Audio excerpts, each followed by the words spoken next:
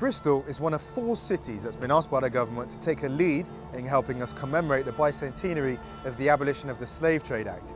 And it's brought us a lot of controversy. Should Bristol apologise for its role in the slave trade?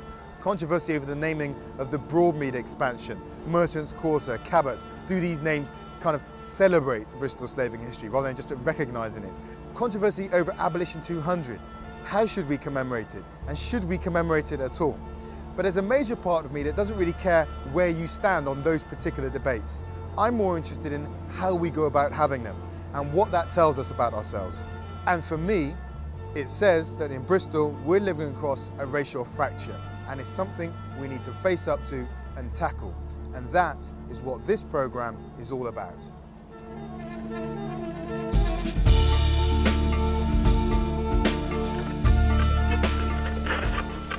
It was a long time ago. We were told that, you know, the past is past, that's it. I think it's definitely a time now that everything should move forward and forget about the slave trading. And what I would suggest is that these people that think, you know, can come out with these fine phrases about it being historically and synonymously linked with the slave trade, I would respectfully suggest to you that the whole thing is historically and synonymously linked with the proverbial chip on one's shoulder. A lot of those people who are whinging about it today might still be enslaved instead of having, you know, freedom of speech and freedom of wherever they can live. This is my city. Now that's not to say that I think I own a place, nor do I always feel it has a place for me, but I was born here, grew up and went to school here, and much of my worldview comes out of my experiences here. Here's my history. That's me in 1976, and there's my family, my English, Welsh, Jamaican heritage. Now my mixed race has been one of the defining features of my life in Bristol.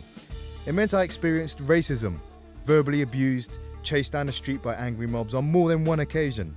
It meant I grew up in a state of what I would call racial limbo, unable to accept the simplistic identities of black and white. And it meant I grew up very sensitive to the dynamics surrounding the relationships between black and white people. Now it's from that vantage point that I suggest that Bristol is a racially divided city.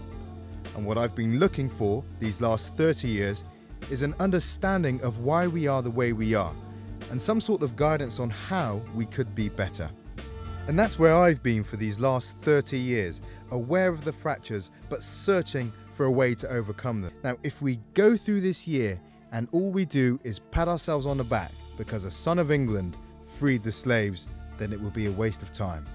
It has to be about the modern day inequalities on issues of health, education, experience of the justice system that characterise the relationship between black and white people in Bristol.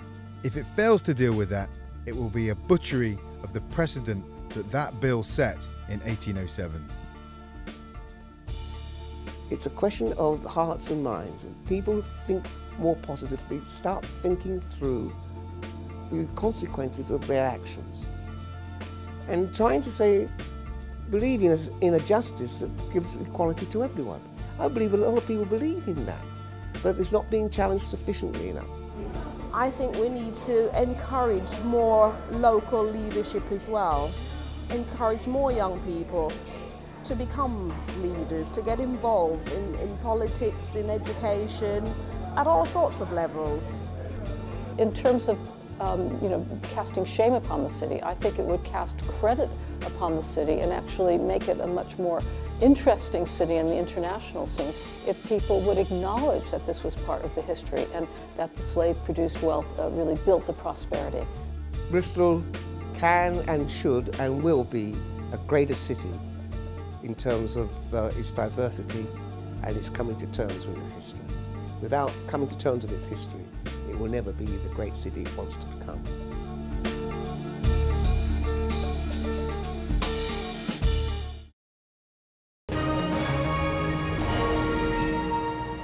Years ago, LaFrance Gordon from Bristol was fighting for his life.